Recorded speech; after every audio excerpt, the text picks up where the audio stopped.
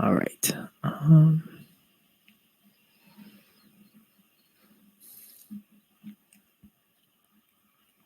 Hey everyone, thanks for joining. I think we're gonna give it like a minute or two to have some people file in, and then we'll be starting shortly.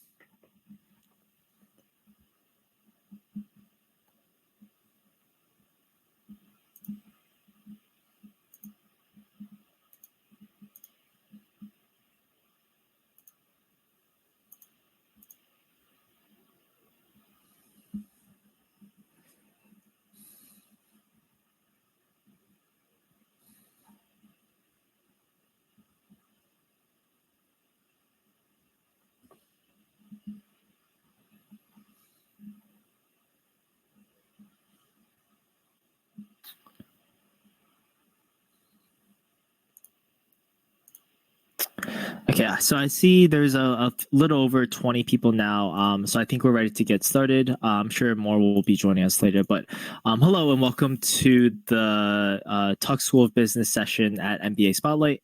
My name is Boris and I'll be your host for today. It is also my pleasure to present to you Tim Neal, the Assistant Director of Recruitment at Tuck. So we'll begin with a quick overview of the MBA program. And after that brief presentation, we'll open up to Q&A. So without further ado, Tim, it's all yours.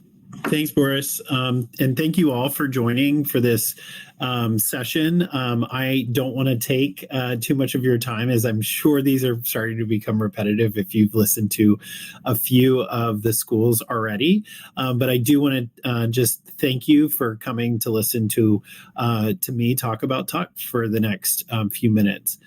I want to lay the groundwork by just kind of giving you a brief overview of the program. So I apologize if some of this is really elementary, but I do want to make sure that we're all on the same page when it comes to talking about the Tuck School of Business at Dartmouth. So first off, we are the Tuck School of Business at Dartmouth, located in Hanover, New Hampshire. We are been around for quite a while. We're the oldest MBA program in the world, with roughly 295 students in a cohort each year. That makes us the smallest of the top MBA programs. What is really nice about Tuck is when you come to school, you'll start in August. Your first year is 4 terms or quarters, however you want to refer to them. We call them terms.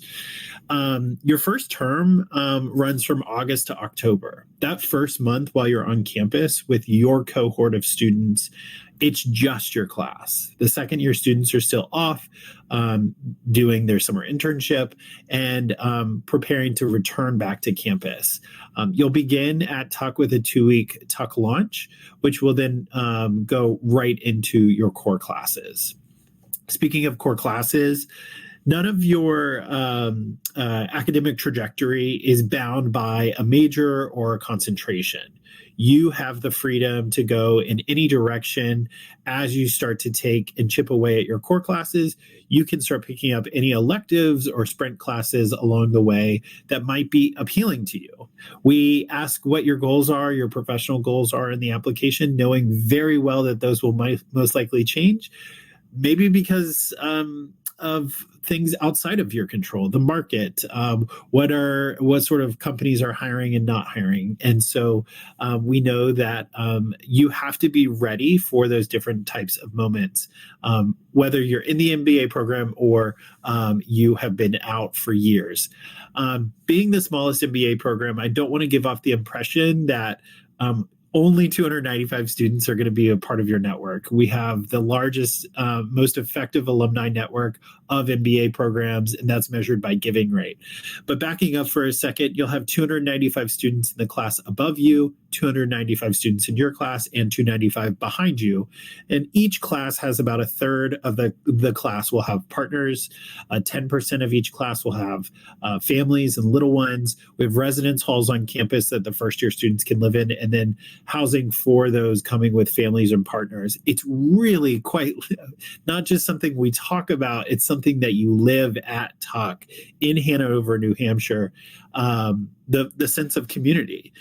We believe through this mission that we will develop wise, decisive leaders who better the world through business. And that is bound through our values, that you will have through this co-investment a personal, connected, and transformative 2 years in your MBA program. Now, a couple of obvious things.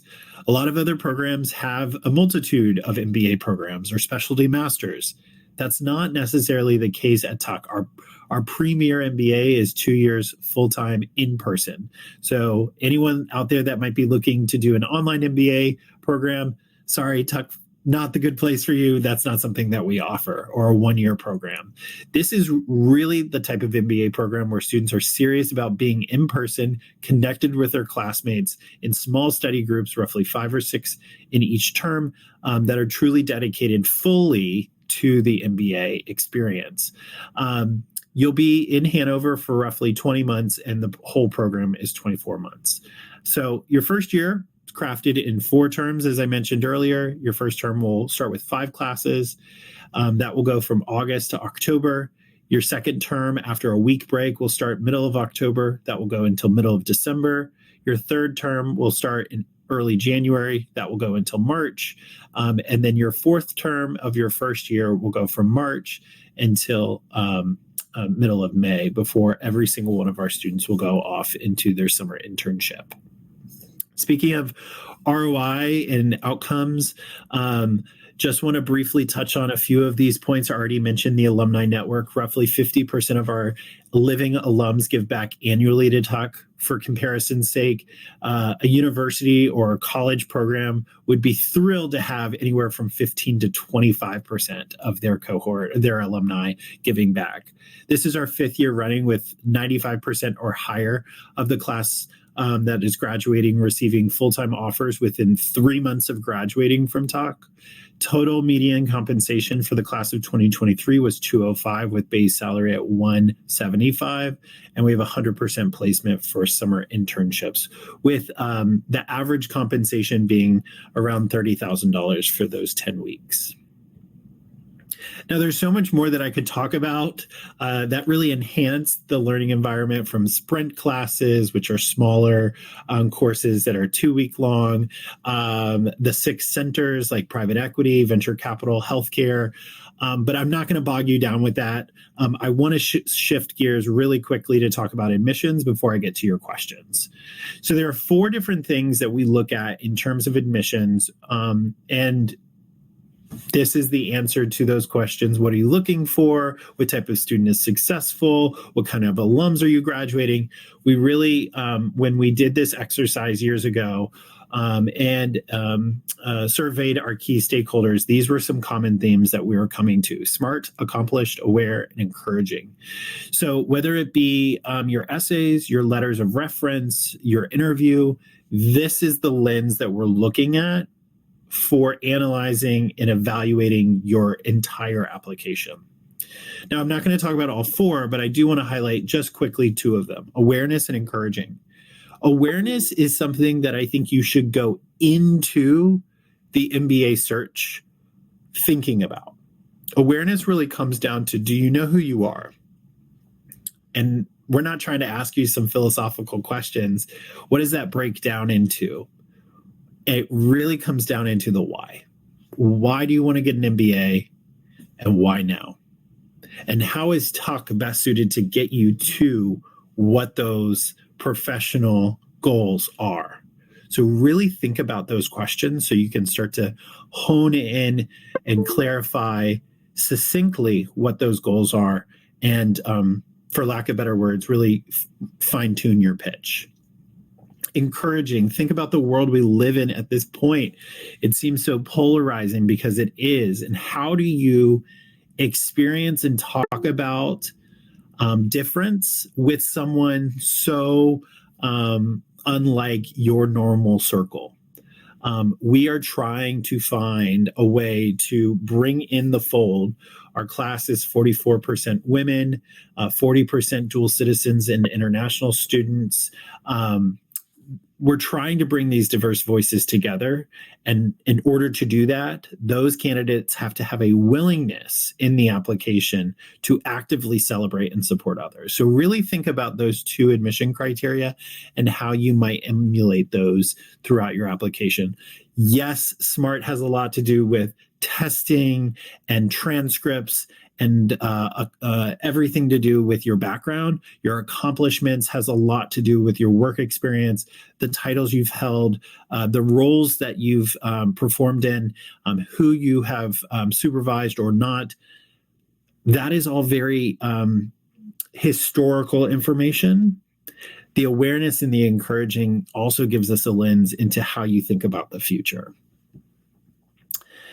So just want to highlight one more slide briefly about thinking about our deadlines for this upcoming cycle. Super excited to see that on the left-hand side here, you'll see our deadlines for this upcoming year. And this is hot off the press. This is not even updated on our website yet. So you're getting some new insider information here. Round 1 will be September 26th. If you're applying through the consortium to Tuck, that would be October 15th for round 1. And you'll see some little text italicized right below that. It says submit by September 3rd for a guaranteed interview. So whether you're applying to Tuck directly for round 1 or through consortium, you would need to submit your application by September 3rd in order to receive a guarantee interview invitation. The same for round 2, January 6th. Consortium is January 5th. And then the same goes, if you would like to receive a guaranteed interview, you would need to submit your documents by December 2nd. For round 3, there is no guaranteed interview. We tried that this year, and we are changing it back. And that deadline is March 26th. Couple of ways to engage with us. Our summer visit day, which will be the last campus visit we're offering until September. So make sure that if you do want to come see Tuck in person, you think about registering for that. We have 2 wonderful conferences. Both will accommodate about 75 people, the Tuck Diversity Conference and the Tuck Women in Business Conference. That application's live, so you're welcome to go online and apply for that today. The Tuck Military Visit Day is geared at U.S. military and vets that would like to come and see campus and spend some time with our military and vet community. That is not an application. You will register for that, and that is just simply a save the date. That registration form is not live yet. Finally, just stay connected with us. Email our team if you have genuine unanswered questions from our website. Connect with our ambassadors. Read the Tuck 360 blog. I can't stress that enough. A new blog came out on Monday, really taking a deep dive into how you can fine tune and think about your application holistically like we do. So with that, I'm going to open it up to questions, or better yet, I'm going to turn it over to Boris, who might be able to help keep me in line with what is next. Yeah, absolutely. Thanks, Tim. So your first question comes from Pascal. How does Tuck consider candidates with engineering backgrounds? That's a great question. It's so much so that we just partnered with the Thayer School of Engineering for a new dual MBA Master's in Engineering program. You're welcome to read more about that online. The Thayer School of Engineering is directly connected to the Tuck School of Business. We have plenty of engineers already in our application pool already that end up enrolling.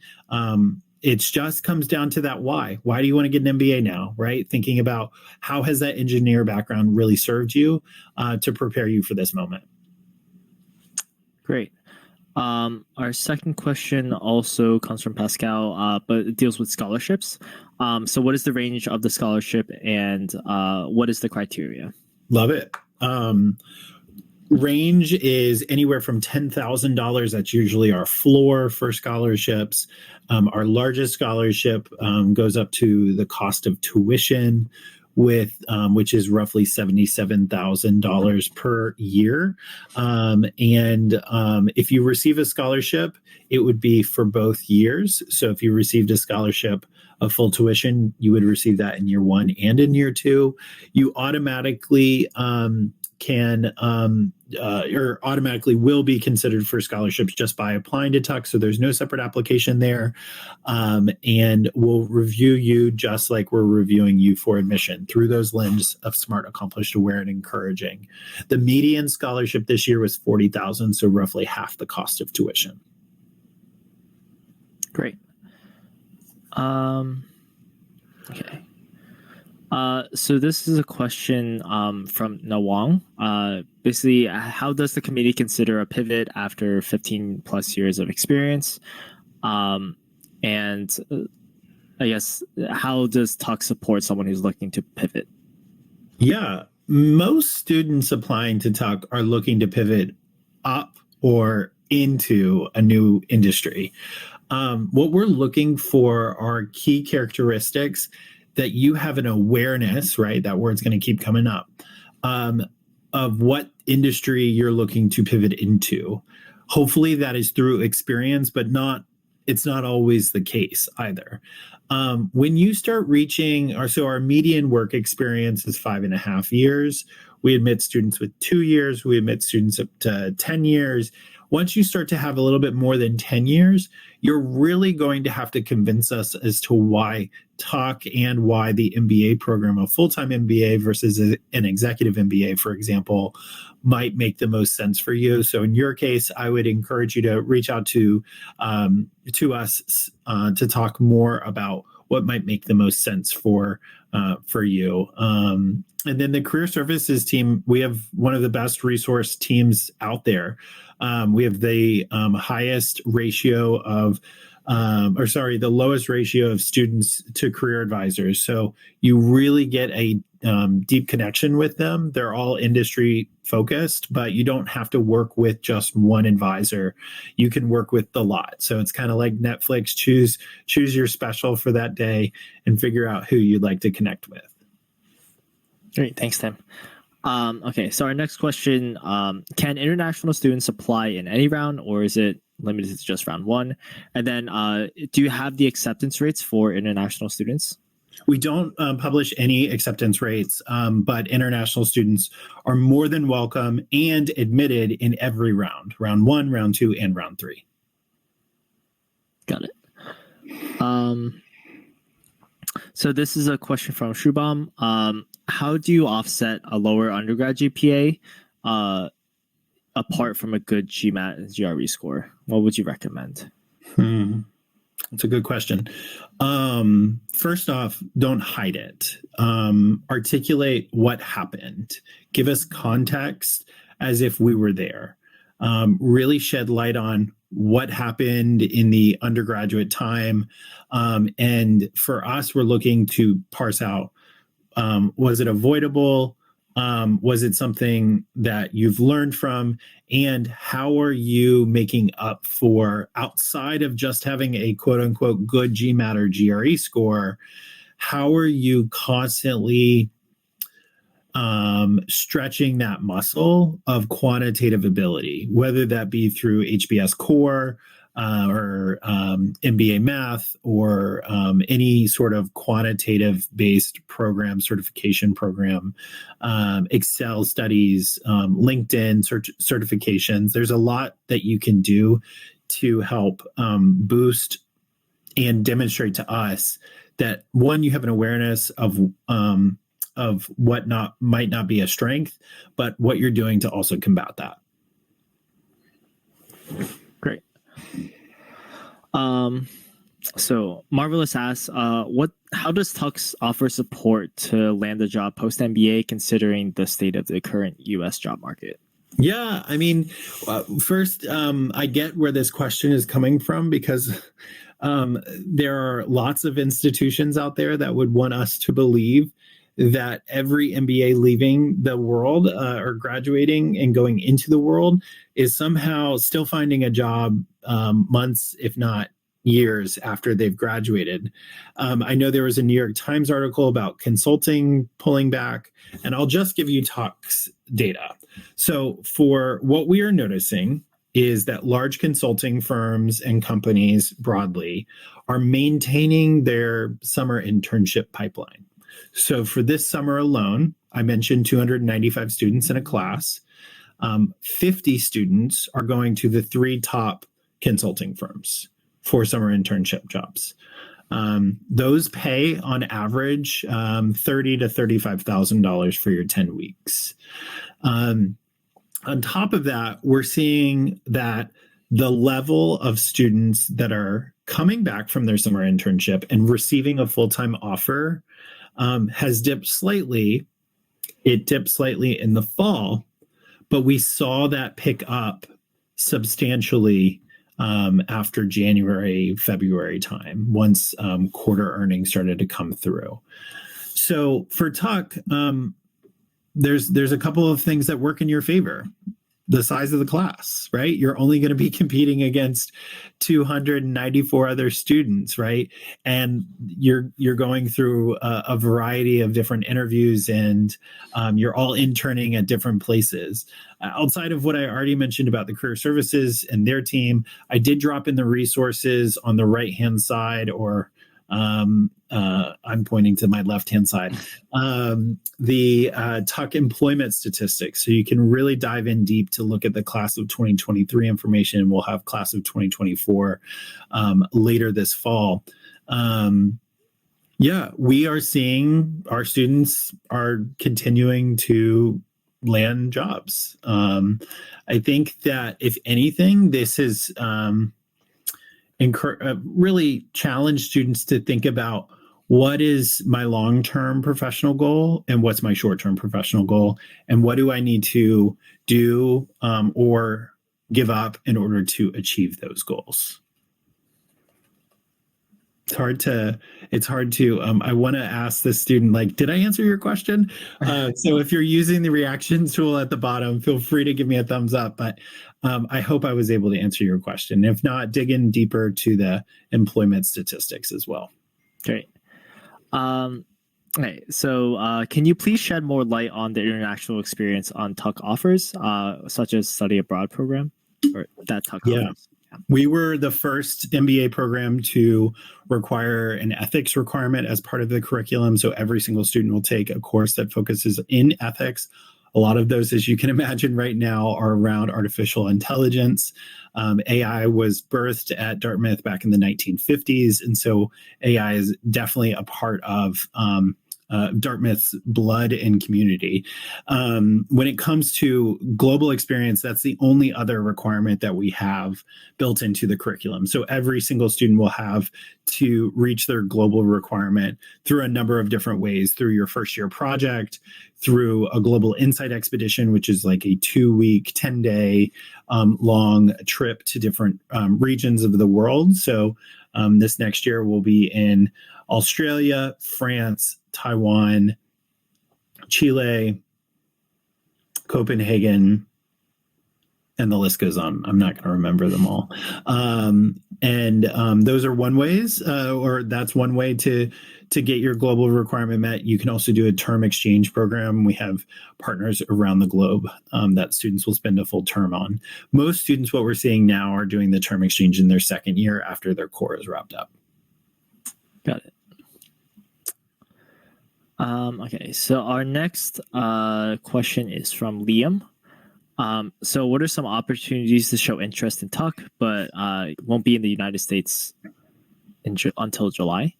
Yeah, there are plenty of ways to interact with us in person and virtually. We'll offer virtual conversations with Tuck admissions, which are very much like this, a Q&A format, except for you would be on screen on video. And you're welcome to ask questions. I would not knock those casual and informal ways to have conversations, especially with the admissions committee. I lead those. I offered one today at noon. My colleagues lead them. You get a really good insight into admissions from those sitting on the admissions committee. But in addition to that, you also get to hear the questions that other students are asking to see, am I prepared, or do I need to be doing a little bit more research? So those are really good sessions to attend. We'll be traveling to Europe, Latin America, Asia, and we'll be in Africa next May. So quite literally all around the globe. So if we are in person in a city near you, please just stay connected with us. Obviously, the vast majority of students admitted are unable to visit before their admission, and that is completely fine. You do not need to demonstrate your interest in Tuck to us outside of your application. Great. So then this next question is from Luke. Can you go and elaborate on the process for when an application goes to the committee?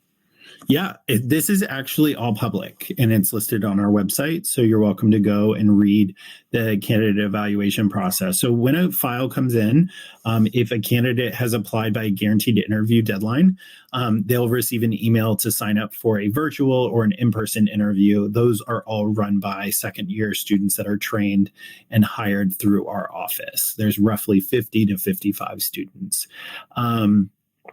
You'll have your interview, and then that would go onto a first reader. Every file will go onto a second reader, and then every file will go onto a third reader. If those decisions are in disagreement, then they will go to committee. If you are not applying by a guaranteed interview deadline, then the process is just a little reverse, where we would read your application first, recommend you for an interview. If you are recommended, then you'll get your interview and then a second and third reader done. And then you could go on to a final read or a final bin, admit, waitlist, deny, or you could go into committee. These are great questions.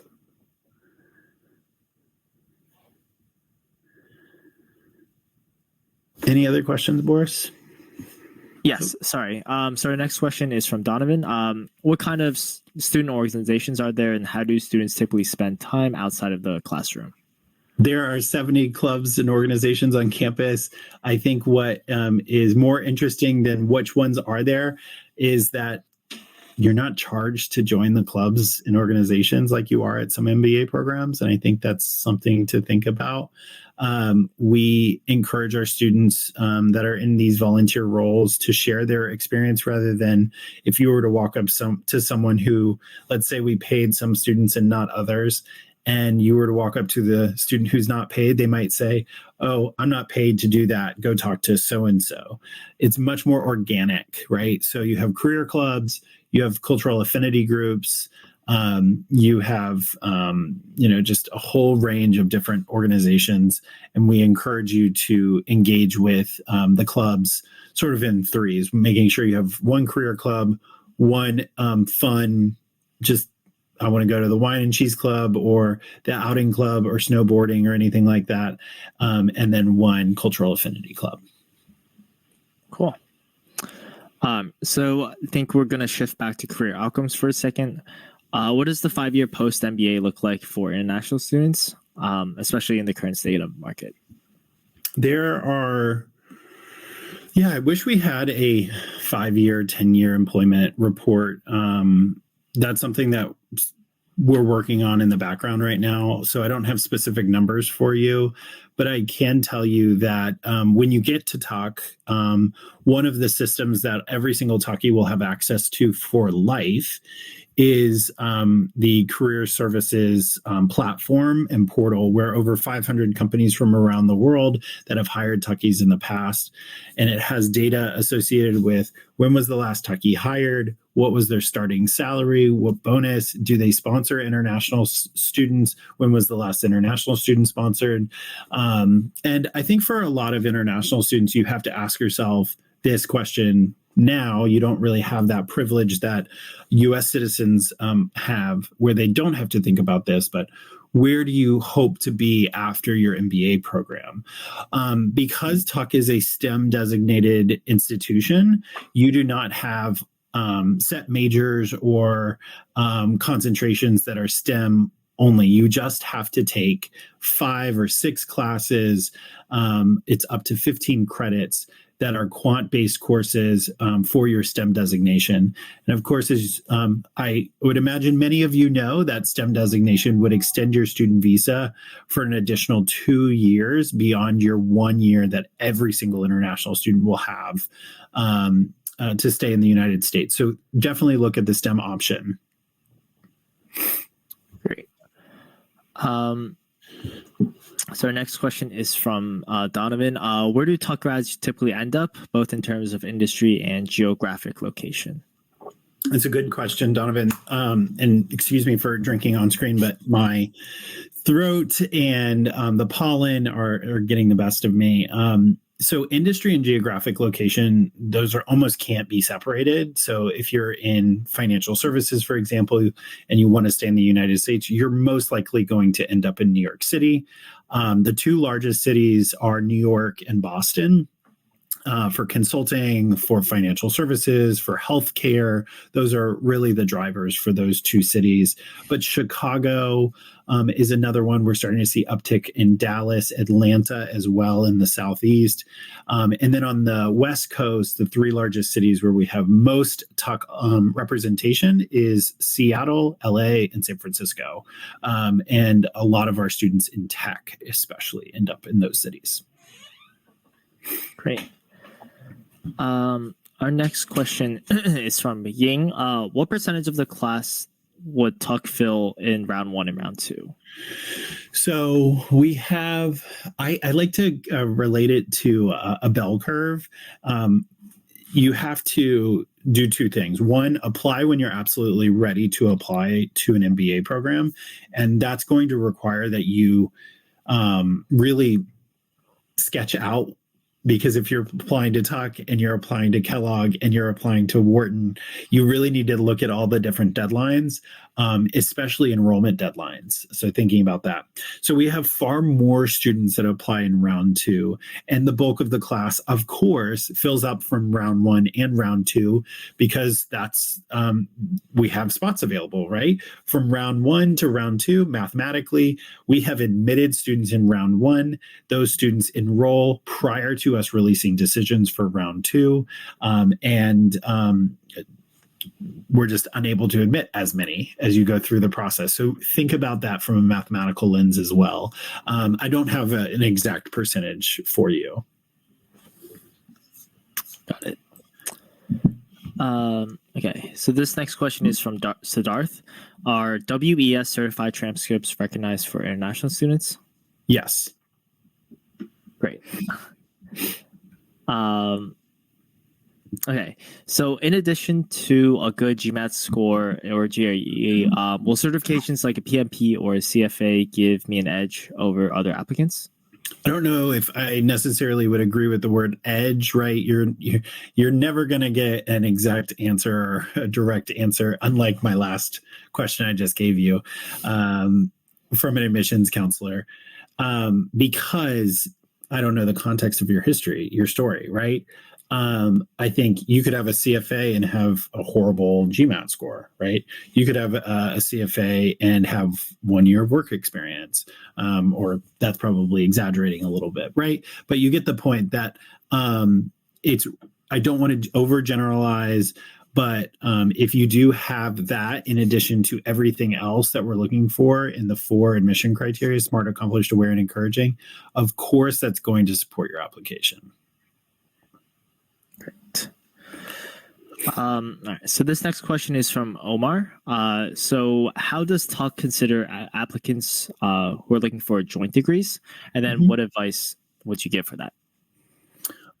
For us, you'll indicate on your application that you're applying to the MPP and MBA. Outside of that, we just want to know where you're starting. So if you're admitted to both programs, you would inform us that you've been admitted to the Kennedy School or to another MPP program. And we'll work it out with you if you would like to start at Tuck or if you'd like to start at the other program. Advice, especially for international students, make sure that whichever school you are starting at, that you have funding figured out and you have the visa process figured out.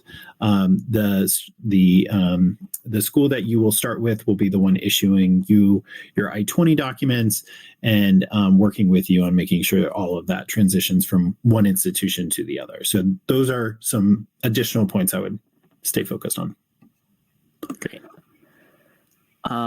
Okay. Does the Tuck committee allow letter of recs to come from previous supervisors to avoid the issues with the current one? Yes. Nice. All right. So then this is a question from Jalak. How could you just explain like the weightage between the process of professional certifications and the importance of, I guess, the GMAT and the GRE test scores?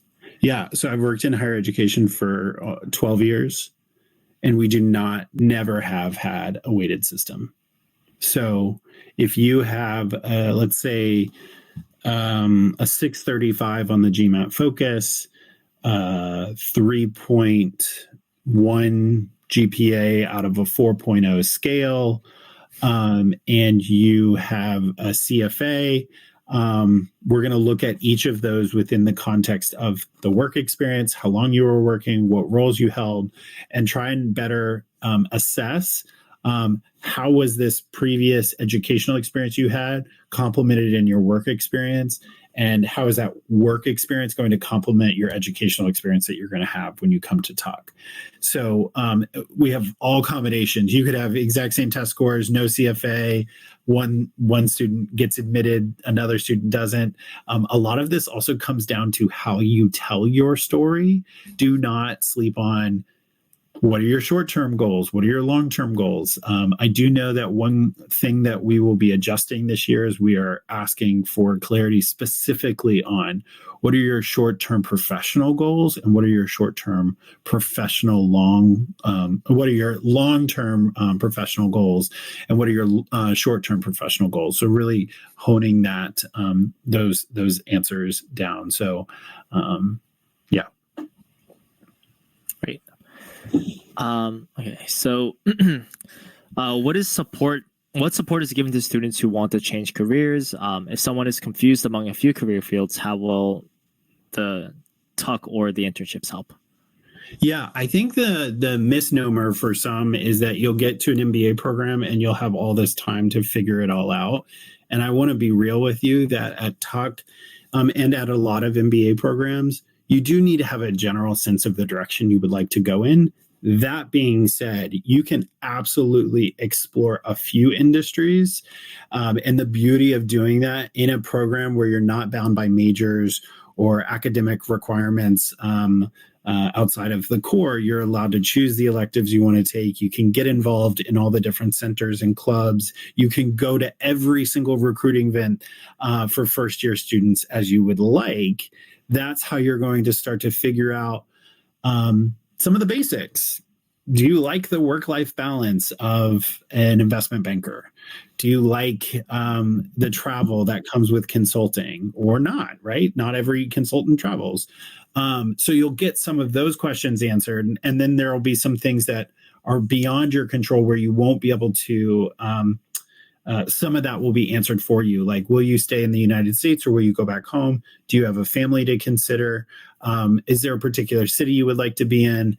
And so the support for students who want to change careers, that's Tuck broadly. Like every single student is coming in to change, for the most part, to go into a different industry, a different company, or a different role. So that's something that's just happening on a regular basis. And you don't have to have it all figured out. You do have to have a general direction, which is why we ask about your awareness and the goals that you would like to achieve. Great. And I know we are starting to run lower on time, so we're just going to get through a few more questions. This one's from Josh. Are there going to be any changes to the essay questions? Very minor changes, Josh, like removing one word and adding one word is probably the extent of our essay changes. And those will be out soon. Got it.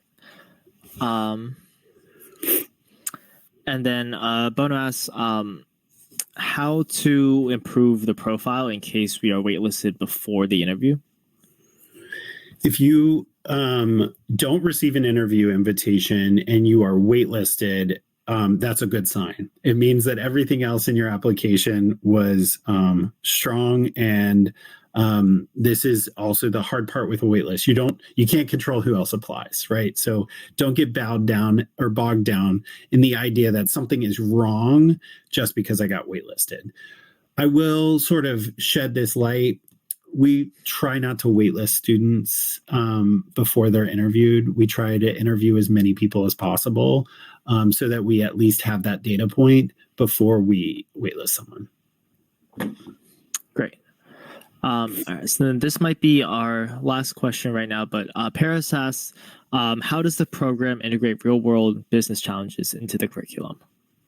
On top of us adjusting the curriculum and reevaluating it every 4 years with key stakeholders at corporations and students, alums, staff members, faculty, we started to, out of that, we started to offer a new course type, as I mentioned earlier, sprint classes. So in one given year, we're offering typically 16 to 20 sprint classes, which are 2-week deep dives into a very particular topic. For example, one of those sprint classes is what does a post-war world look like for Ukraine? The ethics around ChatGPT, the philosophy of money, currency, exchange rates. So really real-world business challenges that our students are talking about at a pretty deep level for 2 weeks. Got it. Okay. Anna asks, I'm applying with my husband in the same round. How can I let Tuck know? We'll ask. So you can just answer the question and we'll know from there. Great. Let's see. There's some final ones here. So this one's from Arun. Do I need these test scores if I've completed a full-time postgraduate course in Canada and lived in Canada for 8 years? It doesn't sound like you would run, but just to be safe, look at our English language proficiency waiver in the application. I believe it's 3 years of living in an English-speaking country or graduating from an English undergraduate program. So it sounds like you'll be fine. Great. Jonathan asked, does Tuck usually accept MDs, and then what careers do they tend to pursue post MBA? Yes, and we have a partnership with the medical school at Dartmouth as well. They tend to stay on the health track or healthcare track through consulting or healthcare broadly. And when I say track, I don't mean like a defined track. I just mean like healthcare in general. They tend to take that as a focus, and they're interested in starting their own business within the healthcare space. Right. All right. Juan asks, can I apply after a rejection in the third round? You can apply in the following year. If you are applying in the third round, then you're welcome to apply the next year. Great. And actually, our last question is, do interviews help with the changes of admission? Yes, because every single student that is admitted is required to interview. Okay, perfect. Okay, I think that should be all for now. I think one last question is, how do we contact you in case we have other questions? Yes, I will drop the questions in the chat, and then mine is very similar. Also in the chat. Great. Okay, so those are all of the questions that we have now. Thank you so much, Tim, for joining us, and thank you all for attending. I think that is all the time we have left. So please have a good rest of your day. And Tim, any final words? No, Boris, thank you so much. Have a good one, everyone. Absolutely. All right, thank you.